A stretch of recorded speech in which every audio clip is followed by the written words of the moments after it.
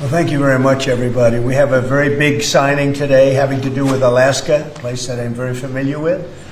And we're making it greater, bigger, and more powerful, and job producing. It's an economic gold mine, so to speak. And I signed this years ago, and Biden unsigned it for me. This was something that should have been long operating and making billions of dollars for our country and supplying a lot of energy and minerals and everything else that we're talking about. And they undid it and wasted a lot of time and a lot of money and a lot of effort. And now we're starting again, and this time we have plenty of time to get it done, and it's going to be done properly. I'd like to ask your Department of Interior head, who has done a fantastic job, Doug Burgum, to say a few words about it, and we'll go to Chris after you and anybody else that wants to say something. And it's a very powerful deal, very, very big deal from the standpoint of minerals and energy. So thank you all for being here. Doug, please go ahead. Well, thank you, President Trump. Yesterday is a historic day. President Trump, as he promised when he was running in the election to the American people, that he was going to unlock the potential of this country. He was going to unlock America's mineral wealth. He was going to generate returns for American people. And he was going to importantly bolster the critical supply chains around critical minerals for our country. On day one, he signed in a very important executive order unleashing Alaska's extraordinary resource potential. And this is part of the continuation. There's a number of things that have already happened with Alaska that are moving forward. There's more to come, but big milestone today. In reversing this Biden era decision about the Ambler Road, this is a 211-mile long road that begins over 200 miles north of Fairbanks off the Hall Road that goes up to the North Slope. This road goes to an area where there's no roads. Ambler Mining District at the end of that has some of the richest mining deposits in all of America and in all of the world. And these are minerals that are absolutely essential to defense, to industry moving forward today. Just take copper alone. This is one of the richest copper locations in the country. And of course, today to build a data center, you can have tens of thousands of tons of copper required for that. Even a single family home today may have as much as 400 pounds of copper in a home. And we have, as a nation, in the past, had basically gotten out of the mineral in energy and mining area. President Trump, when he said drill baby drill, he also was mine baby mine. We've got to get back in the mining business. China controls 85 to 100% of all the mining and refining of the top 20 critical minerals. And in this mine area up there, we got copper, lead, zinc, gold, silver, gallium, germanium. So rich in all of the minerals that we need to win the AI arms race against China and to prosper as a country. And so, again, today, this was his history being made. When some of this was set aside in 1980 by Jimmy Carter, there was a special authority created for presidents to decide if there was a dispute. And so for the first time in history, a president is actually using that authority. President Trump, as he does, using his authority for the benefit of the American people. And the appeal came in from the state of Alaska asking that this road be built. Alaska's not a colony, they're a state. They have an opportunity to build roads like any other state. With this signing, President Trump, Alaska can go ahead and build this road. It'll be a toll road, not a public road. It's a toll road, so it'll be controlled in terms of traffic. It's a gravel road. It'll be sensitive to the environment. There'll be collaboration with the Native Alaskan corporations in terms of how it's built and how it's used, supporting the Alaskan Native tribes with subsistence hunting regulations on either side of this. But this opens up a wealth of resources. In addition, there's going to be an announcement made later today that is part of this announcement that the Department of War, the United States government, is making an investment in Trilogy Minerals. They're one of the companies that has mining claims in this area that is a remote wilderness right now. And again, making that investment so we can make sure that we're securing these critical mineral supplies and that ownership in that company will benefit the American people. With that, I'll kick it over to Chris Wright. Thank you, Doug. And what a huge thank you to the President today. This is a tremendous achievement for the people of Alaska, We were in the North Slope of Alaska a few months ago celebrating energy development there. They want jobs and opportunity to develop the resources on their lands. This is another major step forward. We say energy is the lifeblood of society, the circulatory system. Minerals and metals, they're the skeletal infrastructure, the physical upholding of everything we do. Everywhere we walk and operate, your cameras, everything you hold are made out of metals and minerals. President Biden thought it was appropriate to offshore both of these industries outside of our country. That has not left us in a strong place. President Trump, in his first term, and even more strongly in his second term, is bringing those industries back to our country. America was a mining powerhouse for a long, long time, and our mining industry got squelched. Now we're seeing it come back to life. You saw the president's truth not long ago about a deal for lithium production in Nevada just a week or so ago. This will more than tenfold increase American lithium production. And this infrastructure, this mining road in the Ambler Mining District, will just have immense impact on future mining opportunities for our country's security and economic opportunities for the people of Alaska. Our critical minerals and mining expert within the administration is standing right next to me, David Copley. I'll see if he wants to add any words. This is a really big deal for the American mining industry, and I think it shows the president's seriousness about getting this industry going and making sure we have the critical minerals we need for our defense industrial base and for our broader economy. Thank you very much. And I think we want to get this going by a certain time, so I signed it. And Will, I'm going to give it to you, and you get it filed. Yes, sir. Good job. Thank you, sir. It's a big job. Thank you very much.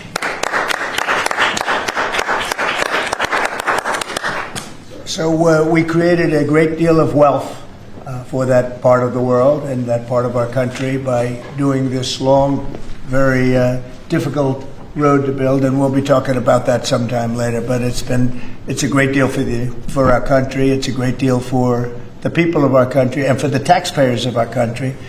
And if you have any questions on that, let me know. When do you Steve? expect the road to be constructed? I mean, how quickly will that get underway?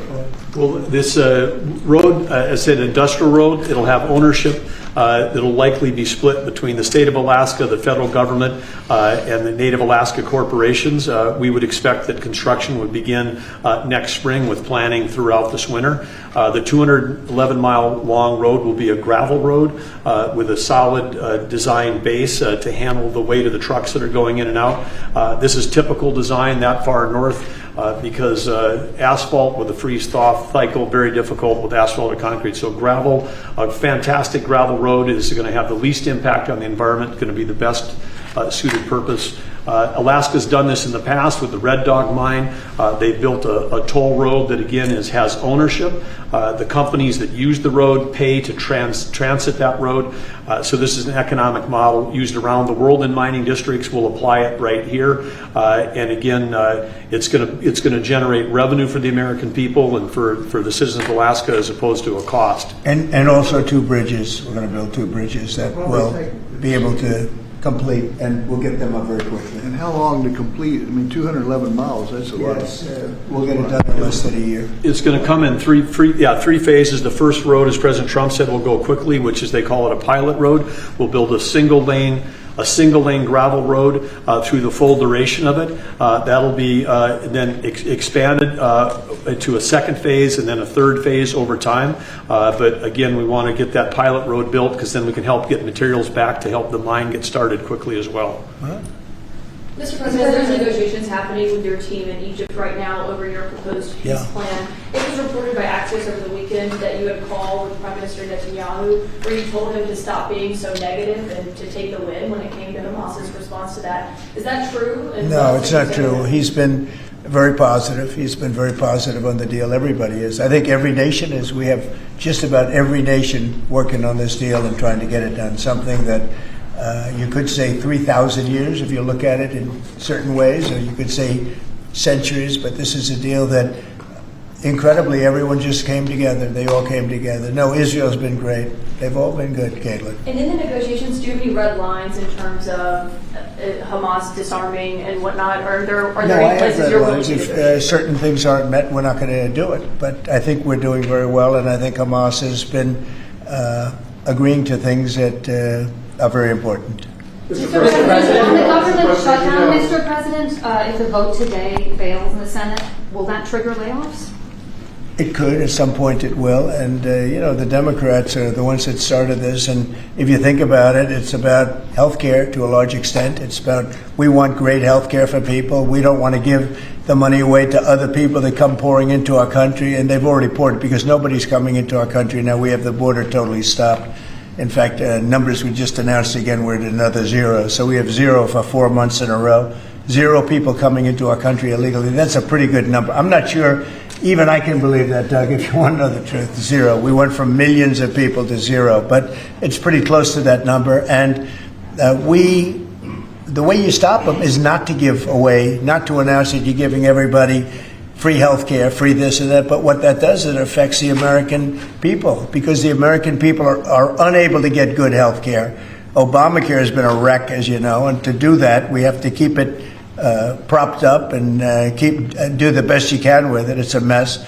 But a lot of things are going on in that. We talk about Hamas, then we talk about negotiations that we have going on right now. We have a negotiation going on right now with the Democrats that could lead to very good things. What kind of and I'm talking about good things with regard to health care. Are you speaking with Democratic leaders? What kind of negotiations? Well, I don't want to say that. But we are speaking with the Democrats, and some very good things could happen with respect to health care.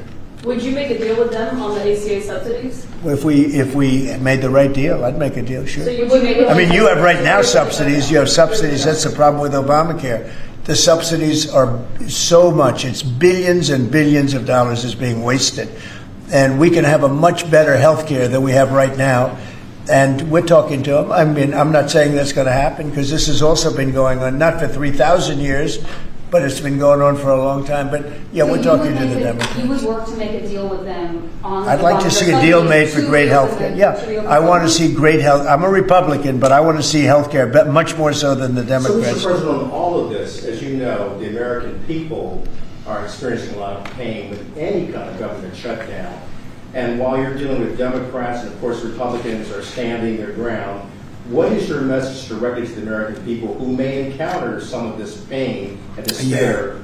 How do you give them hope? Well, up till now, there hasn't been a great deal of pain. There could be a great deal of pain, but up till now, there hasn't been. I will say this, just hang in there, because I think a lot of good things are going to happen. That's all I can say. I mean, I think a lot of good things could happen, and that could also pertain to health care. Mr. Follow-up question. President. I've seen a surge in attacks on ICE agents across the country, including the shooting in Dallas and over the weekend in Chicago. We saw 10 cars boxing in on ICE agents and another one ramming into an ICE vehicle. Yeah. We have heard Secretary Noem saying that some of these attackers are actually organized and they're planning to kill and ambush these officers. Right. What are the consequences for you? Very severe. We're going to have very severe. We're going to find out who's going after our federal agents. So when you look at Chicago, they've had probably 50 murders in the last 6 or 7 months, 8 months. Many, many people shot, like 30, 40, 50 people shot. Didn't die, but they've been shot. It's like a war zone. And then I listen to the governor and the mayor get up and say how they have it under control. They don't. It's probably worse than almost any city in the world. You could go to Afghanistan. You can go to a lot of different places, and they probably marvel at how much crime we have. Then you go to Memphis, where we are right now. Now, just like in Washington, D.C. right now, you people know better than I do, because you have to live right inside. And so many of the press have come to me. They've said, I can't believe it. It's changed so much.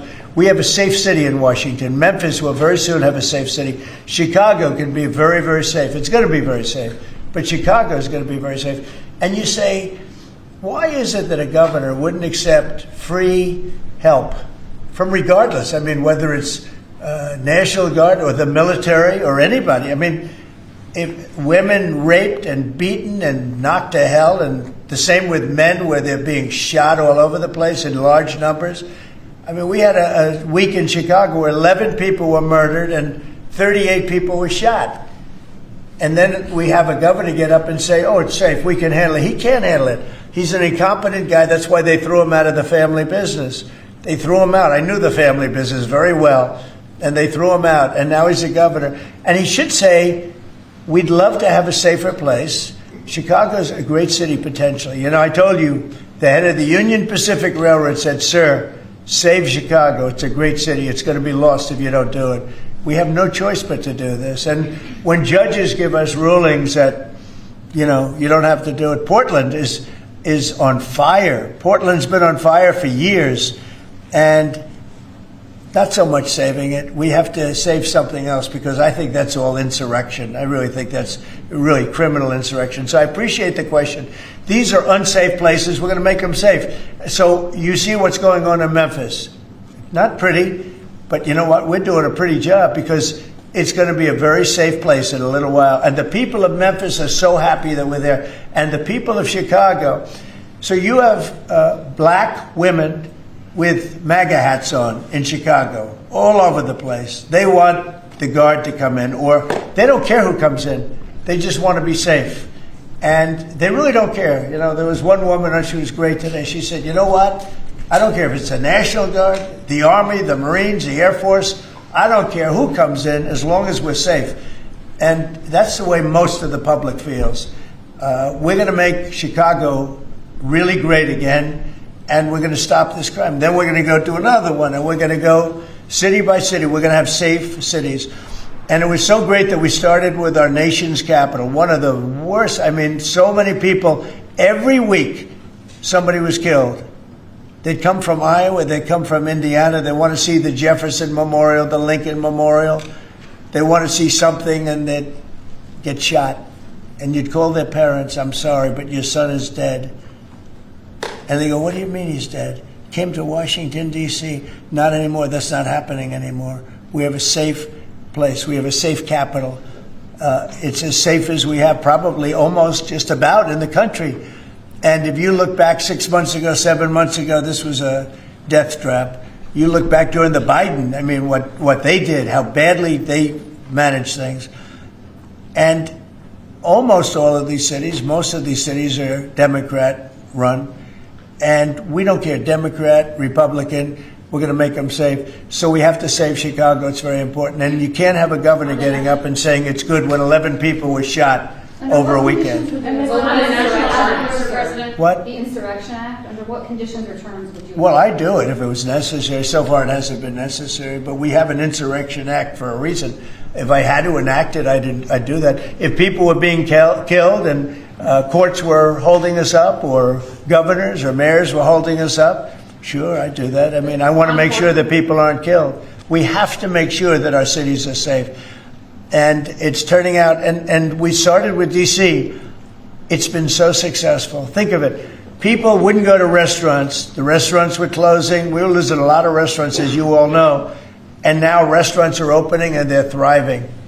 And I went 2 weeks ago and it was great. I'm going to go again. I felt very safe, very safe. Forgetting about guards and Secret Service, and I would have gone, it would have been very safe. D.C. is a great, and look at the cleanliness of D.C. Look at how it's clean.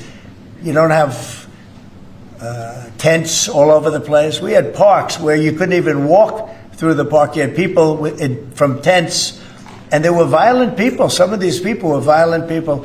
We have a great, safe capital again, and if you look at it in 6 months from now, it'll be the most beautiful anywhere in the world. It's being cleaned. The graffiti's all gone now. The tents are all gone. We have a capital that you can be proud of, but it'll only get better with time. Mr. President, tomorrow is October 7th, the 2-year anniversary of the original Israeli attack. Do you expect a Gaza deal tomorrow, or any sort of hostages deal tomorrow? I think we're going to have a deal. It's a hard thing for me to say that when for years and years they've been trying to have a deal with Gaza, but literally for centuries. Okay, if you really think about it. But we're going to have a Gaza deal, I'm pretty sure, yeah. And what do you hearing from the withdrawals about the talks? Well, I'm the one that got the hostages back. Remember that, you know? I'm the one that... I was going to ask you that. Yeah, I got them back. Israeli citizens are celebrating what you've accomplished in this deal. Should it come through, there will be a lot of celebration on the streets of Israel. The hostages' families, have they been in contact with you with regard to this deal that could happen? They're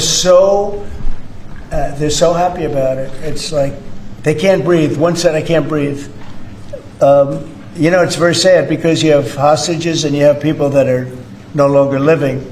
But the parents, and I've said this to you many times, the parents want the bodies of their boy back, the bodies of, their loved one back. In most cases, they're young men, and they're dead. And there's probably 32 or so, about that number. Nobody knows exactly what the number is.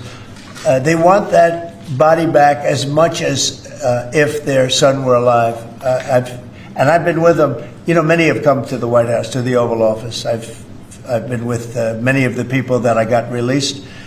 We have a fantastic group working on it. Steve Witkoff has been amazing. I have Jared. I took Jared out because Jared's you don't find anybody more capable, and we have the A+ team working on it. I think we've made tremendous progress. The people of Israel wanted it to happen, but the people related to hostages. You see in Israel tens of thousands of people. They really want the hostages back, and they really want things to end. And I think Hamas now has been. All I can say is they've been fine. They've been fine. I hope it's going to continue that way. I think it will. I really think we're going to have a deal. We have a really good chance of making a deal, and it'll be a lasting deal. We want to have peace. This is beyond Gaza. Gaza is a big deal, but this is really peace in the Middle East. And the amazing thing is we have every Arab country, every Muslim country. We have every country surrounding. They all want. I spoke with President Erdogan of Turkey. He's fantastic. He's been pushing very hard. He's a very powerful guy, and he's been pushing very, very hard to get this deal done. And Hamas has a lot of respect for him. They have a lot of respect for Qatar. They have a lot of respect for UAE and Saudi Arabia. Everybody is on our side to get this deal done. There's never been anything like it. Nobody's ever seen it. There's always been like 80% of them don't want something done. I think virtually, we even had a very strong signal, as you know, from Iran. They'd like to see this done. Mr. President. Yes. Mr. President, Governor Abbott offered up the Texas National Guard to you. Have you had any other conversations with other red state governors? They're willing to offer. Every one of them is willing to offer whatever we need. We thank Governor Abbott of Texas. Every one of the red state, as you call them, red state governors is willing to give whatever we need because they want our agents protected. These ICE agents have a tough job. They have to go in and get, in many cases, stone cold criminals, hardened criminals, long-time criminals. And every, essentially, Republican governor has offered up whatever we need. And some Democratic governors also. Daniel? Yeah, Mr. President, thank you. A quick question on the subject of the order. The Biden administration, previously speaking, they shut down Alaska for business. You reversed that, reversed it on day one. You opened it up, going after all the critical minerals.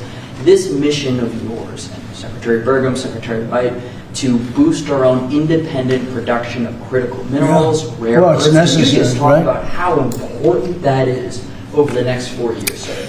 Well, it's very necessary. In the past, we were able to go to other countries, buy whatever we want, but all of a sudden, if those countries are hostile, and by the way, China hasn't been. We've made deals with China. They approved the TikTok deal. Everyone said you'd never get the TikTok deal approved. They approved it, and we have great people buying it. Big, strong American companies are buying it, the most prestigious companies there are, actually, and they're going to make sure everything's good. But President Xi was great. He approved it. So I'm not saying hostile, but it's good to have our own minerals. And, we created tremendous value by creating a road. We build a road that only we can do because we have the rights to do it, number one, and we have the power to do it. And so we build a road that's over 200 miles long through a very beautiful area of the world. Actually, it's incredible. When you look at it, it's incredible. But a rough area from the standpoint of building it. So we get a road done. And with that, we unleash billions and billions of dollars of wealth. It's pretty amazing when you think of it. And it's wealth that we need if we're going to be the number one country. We're number one now with AI. You probably read. We're beating everybody with AI at levels that nobody ever thought even possible. And one of the reasons we are is because of energy. So our grid is old and tired, like most grids are. They get old with time. The older you are, the older the grid gets, right? But I've allowed the people building AI or other plants, other types of plants, but AI in particular because they need so much electricity. I've allowed them to build their own power. And it's been amazing. They're building massive plants, and with the plant, they're building their own electricity. They've become a utility in a sense. I said, maybe you'll do better with the utility than you do with the AI. I don't know. But we're letting them build their own electricity. So we don't have to worry about the grid. We don't have to worry about anything. And they're going to build it in such a way that if they have excess capacity, they're going to put it back into the grid. It's pretty amazing. So when they build, we're giving them permits to build their own electric power plants, and it's incredible when you see what they're doing. And because of that and other things that we're doing, we're leading every country. Nobody's even close to us with AI. And AI seems to be the big thing. I don't know. I can't tell you that. There are a lot of people building, and a lot of people have high stock prices because of AI. So a lot of people think it's great stuff. And I think it's great stuff. I look at it, it's amazing what it can do. In terms of medical costs, in terms of knowledge, it's basically information, and information at a level that nobody thought possible before. So we'll see. But they're building plants where you saw the one overlay that I did where, in this case it's Meta, one of their plants is essentially almost the size of Manhattan. And that's a building, it's a building that covers Manhattan. So it's big stuff. And nobody's even close to us. We're leading AI by so much. Mr. President, Yeah, go ahead, please. Since the start of your administration, we've seen a lot more Americans wanting to join ICE. And as we're seeing more attacks on them right now, what's your message to rank and file ICE agents who are trying to do their jobs but are facing 1,000% increase in attacks? I love your questions, I like you. So who are you with? I'm with NTD. Very I good. was the one who got mugged. You were the one, that's what I thought. You got mugged. You're not getting mugged anymore. Not anymore. She was really, you're lucky to be with us with that deal that happened. I know all about that. Not anymore, though. You feel a different world out there, right? Totally. You're safe with the baby nowadays. Oh, good. Well, you're safe now.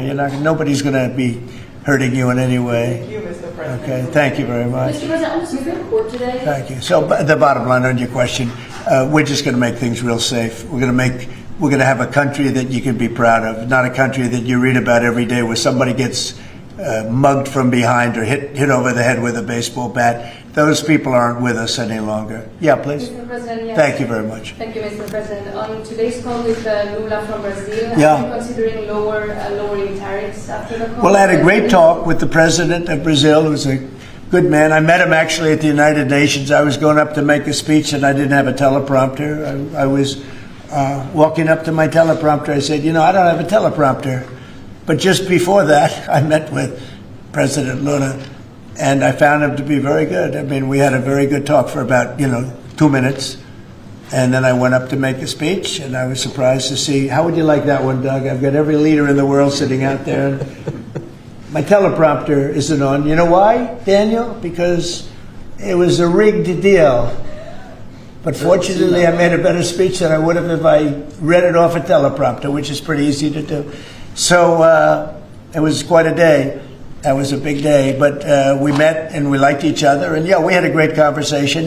We'll start doing business. And are you considering traveling to Brazil for COP30? At some point, I would, and he's going to come here. We talked about that. And a follow-up question on Israel. Israel government has been arresting and deporting activists that were traveling to Gaza. Today, Greta Thunberg, for instance, also some... Well, she's just a troublemaker, she's no longer into the environment, now she's into this. She's a troublemaker. She has an anger management problem. I think she should see a doctor. She needs anger. If you ever watch her, she's a young person. She's so angry. She's so crazy. Now you can have her. She's just a troublemaker. Yeah, please. The Supreme Court is back in its term today, Mr. President. Say it. The Supreme Court is back in session. Yeah. They rejected today an appeal by Ghislaine Maxwell to overturn her conviction. That means her only chance at getting out of prison is a pardon from you. Is that something you're open to? Who are we talking about? Ghislaine Maxwell. I haven't heard the name in so long. I can say this, that I'd have to take a look at it. I would have to take a look. Did they reject that? She wanted to appeal her conviction. And what happened? They said that they were not going to hear her appeal. I see. Well, I'll take a look at it. I will speak to the DOJ. I wouldn't consider it or not consider it. I don't know anything about it. But I will speak to the DOJ. Why would she be a candidate for clemency, sir? I don't know. I'd have to speak to the DOJ. I'll look at it. I have a lot of people have asked me for pardons. I call him Puff Daddy, has asked me for a pardon. But she was convicted of child sex trafficking. Yeah, I mean, I'm going to have to take a look at it. I'd have to ask DOJ. I didn't know they rejected it. I didn't know she was even asking for it, frankly. Steve? Have you made a decision on whether to supply Tomahawk missiles to Ukraine or sell them to NATO and let them sell them to Ukraine? Yeah, I've sort of made a decision, pretty much. share it with us? If you consider, yeah, I think I want to find out what they're doing with them. Yes. You know, where are they sending them? I guess I'd have to ask that question. That war should never have started, would have never started. Such bad judgment was used there. I think on both sides, by the way. But nobody looks good with the war with Russia and Ukraine. Nobody. That's been a horrible. This week they lost over 7,000 soldiers between the two of them. This is every week they're losing 7,000, 8,000, 5,000. They have a range of like 1,500 miles or something, so they'd be able to. No, I know. No, I would ask some questions. I want to see what's. I'm not looking to see escalation. Yes. And tomorrow you're meeting with the Canadian Prime Minister. What's on the agenda for that? Well, I guess he's going to ask about tariffs because a lot of companies from Canada are moving into the United States. You know, everybody's moving back into the U.S. and he's probably going to be asking about tariffs. They're losing a lot of companies in Canada. They're coming into they left here. They left here 20 years ago when presidents that sat right at this desk weren't doing their job properly. They were probably good politicians, but they weren't good at business, and they allowed these companies to leave. And all they had to do is do what I'm doing right now. And, you know, I'm not saying it's the easiest thing to do, but it is. It's effective. We're a rich country again. We're a powerful country because, you know, I've ended 7 wars. At least half of them was because of my ability at trade and because of tariffs. If I didn't have tariffs to throw around a little bit, you would have at least 4 wars raging right now with thousands of people a day being killed that aren't happening. We've settled. You know, we settled 7. We're getting close to settling 8. That would be a big one. And that's something that could happen. But so I think he's coming probably to talk about tariffs because a lot of companies are leaving Canada to come into the U.S. And they're leaving Mexico. And by the way, they're leaving China. They're leaving all over the world to come into the U.S. And would you Nobody's actually seen anything like it. Would you shift your position on tariffs in response to whatever you Well, said I mean, tomorrow? look, my positions turned out to, everybody said I'm right. They find billions of dollars that they didn't even know they had. Recently, they said they found billions of dollars and they couldn't understand. I said, check the tariff shelf. And they come in the next hour and they said, sir, you're right. It was from the tariffs. We're a rich, really rich country again. But more importantly, maybe influence.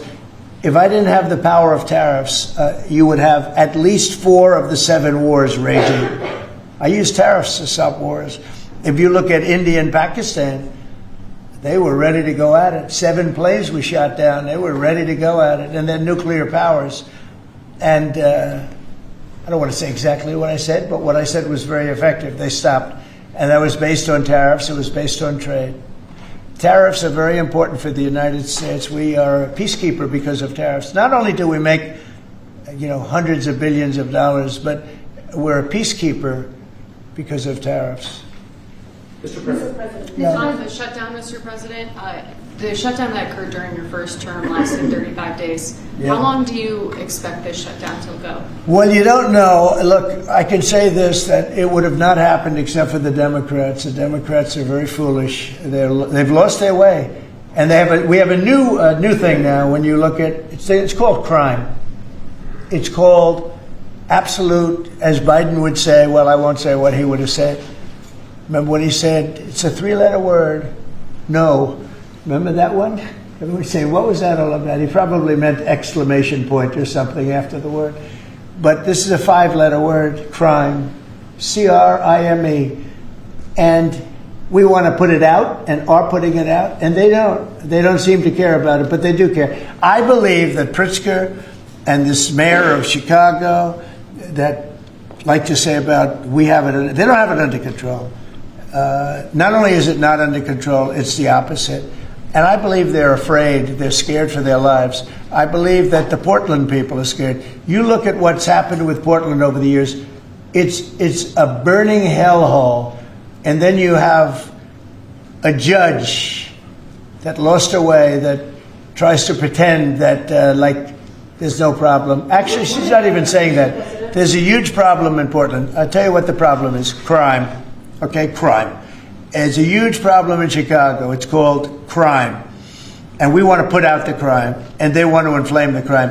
And why they want to, I don't know. But it could be that Pritzker is scared for his life. Yeah. You placed that judge on the UN. Do you have an update on the investigation into what happened to you at the UN last month? And also, what's your message to Americans who are concerned about your and your family's safety as you're very out in public attending? Yeah, I am out there. There's no question about it. Well, at the UN, we had a problem with the teleprompter. We had another problem that nobody has actually talked about.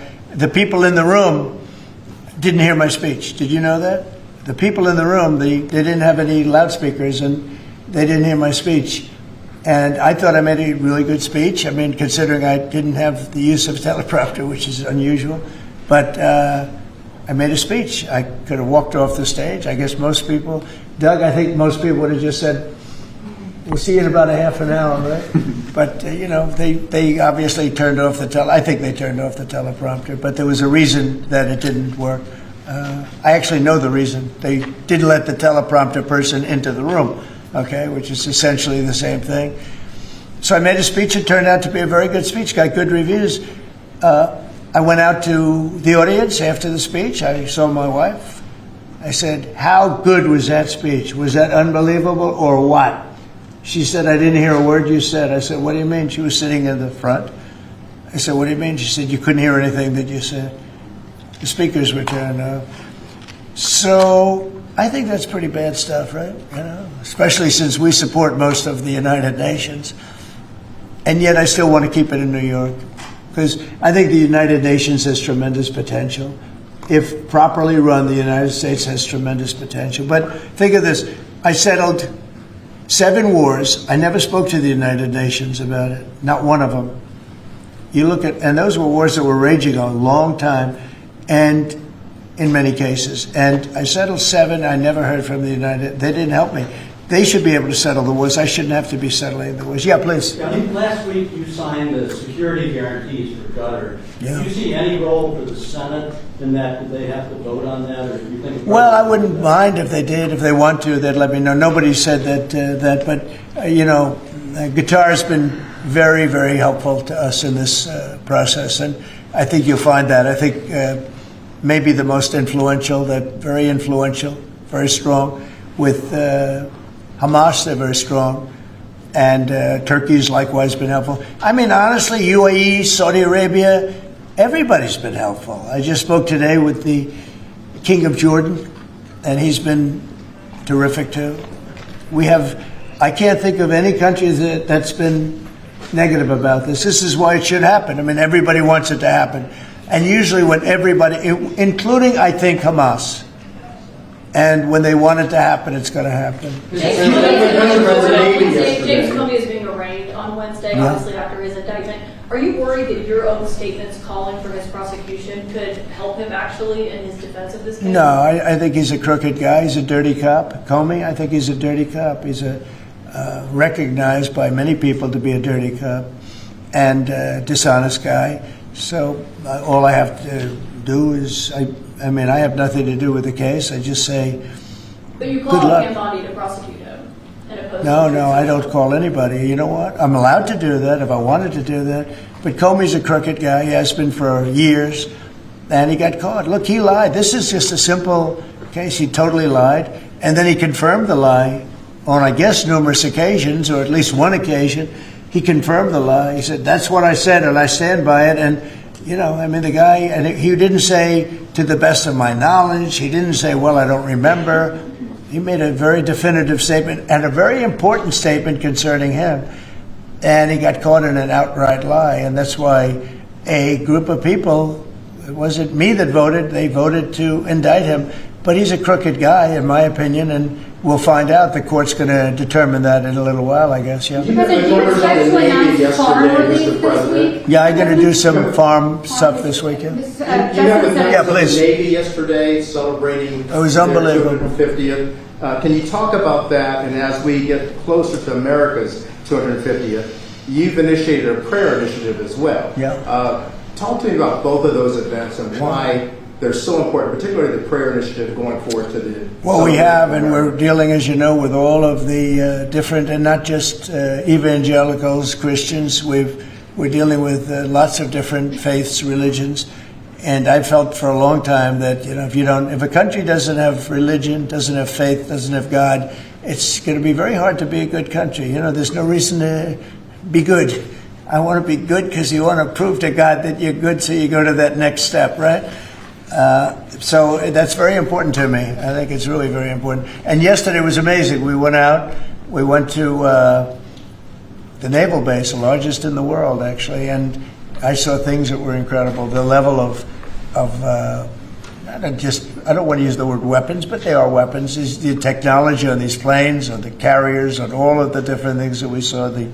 They gave us missile displays. They did the whole I don't think they've ever done anything like it, but it was really impressive. And the talent of the pilots where they can land, the aircraft carriers look massive, but when you put them in the middle of like the Atlantic, or in this case, pretty far off the coast of Virginia, and it's sitting in a big ocean, and it was pretty calm yesterday, but it's still a little bit testy, right?